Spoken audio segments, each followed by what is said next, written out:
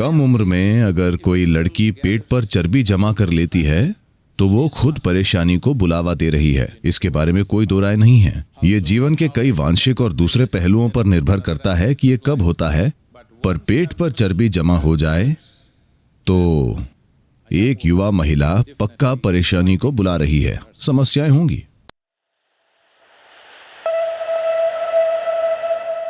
आज की दुनिया में जैसा सामाजिक ढांचा है, जिस तरह से जीवन के कई पहलू व्यवस्थित हैं, उसकी वजह से महिलाओं को पुरुषों से कहीं ज्यादा सेहत का ध्यान रखना पड़ता है।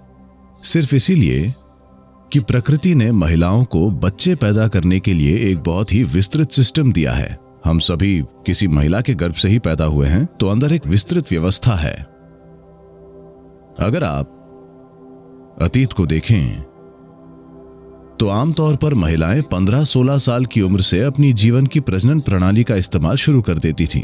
वे शायद जीवन भर या कम से कम उनके पूरे प्रजनन जीवन में किसी तरह से अपनी प्रजनन प्रणाली का उपयोग करती थीं। अगर किसी महिला के जीवन में 6, 7 या 8 बच्चे होते थे तो शायद वो पूरा जीवन व्यस्त रहती थी।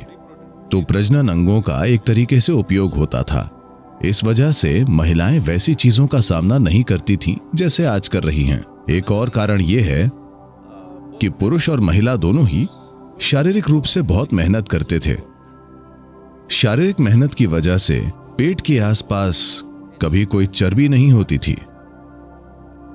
कम उम्र में अगर कोई लड़की पेट पर चर्बी जमा कर लेती है तो वो खुद परेशानी को बुलावा दे रही है। इसके बारे में कोई दो राय नहीं है। ये जीवन के कई वांशिक और दूसरे पहलुओं पर निर्भर करता है कि ये कब होता है, पर पेट पर चर्बी जमा हो जाए तो एक युवा महिला पक्का परेशानी को बुला रही है। समस्याएं होंगी।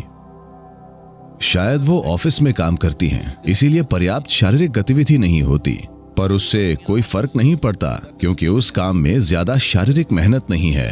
अगर आप किसी खेत में काम करती हैं तो बात अलग है। मुझे लगता है कि आप जिन समस्याओं की बात कर रही हैं वो ज्यादातर शहरी महिलाओं में हो रही हैं, क्योंकि उनकी शारीरिक गतिविधि कम है। भले ही वो सुबह आधा घंटा या 1 घंटा व्यायाम करती हैं, पर बाकी समय वो बस बैठी रहती हैं।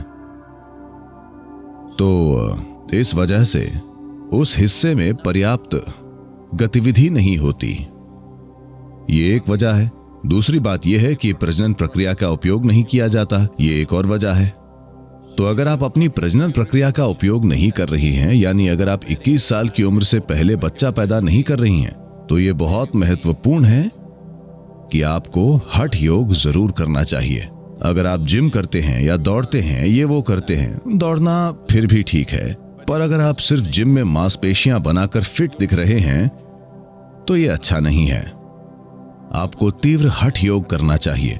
12 साल की उम्र से अगर कोई बच्ची हठ योग करना शुरू कर देती है तो ये सभी समस्याएं जिन्हें ज्यादातर लोग एक बड़ी समस्या मानते हैं और अपने भीतर विकास के हर चरण से बहुत ज्यादा संघर्ष से होकर गुजरते हैं, ये लड़कियां उनसे बिना किसी दिक्कत के होकर गुजरेंगी। तो ये होना चाहिए कि अगर किसी महिला के प्रजनन स्वास्थ्य को बिना प्रजनन के अच्छी स्थिति में बनाए रखना है तो ये बहुत जरूरी है कि कुछ चीजें की जाएं, और आप इसके लिए जो कर रही हैं उसका ज्यादातर हिस्सा आपके सीने या पेट के हिस्से पर केंद्रित होना चाहिए।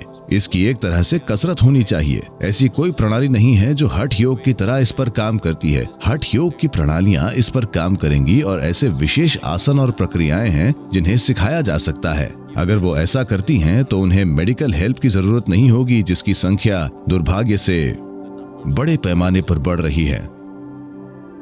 इसका एक दूसरा आयाम यह भी है कि इन दिनों कई शहरी युवा महिलाएं किसी न किसी बात को लेकर बहुत परेशान रहती हैं। एक समय था जब सिर्फ आपका परिवार या आपके बच्चे या आपके पति या करीबी दोस्त ही आपको परेशान कर सकते थे। अब दुनिया भर में आपकी दोस्ती है और कोई भी आपको कभी भी परेशान कर सकता है। तो बस एक मैसेज ही काफी है और आप अगले 3 दिनों तक उसकी चिंता करते हैं किसी भी वजह से। मैं किसी एक चीज पर दोष नहीं डालना चाहता। ये एक आम बात हो गई है कि सभी तनाव में रहते हैं, तो इसे भी बहुत आसानी से हैंडल किया जा सकता है। The basic body chemistry can be brought to such a level of balance within you if you do the right kind of yoga.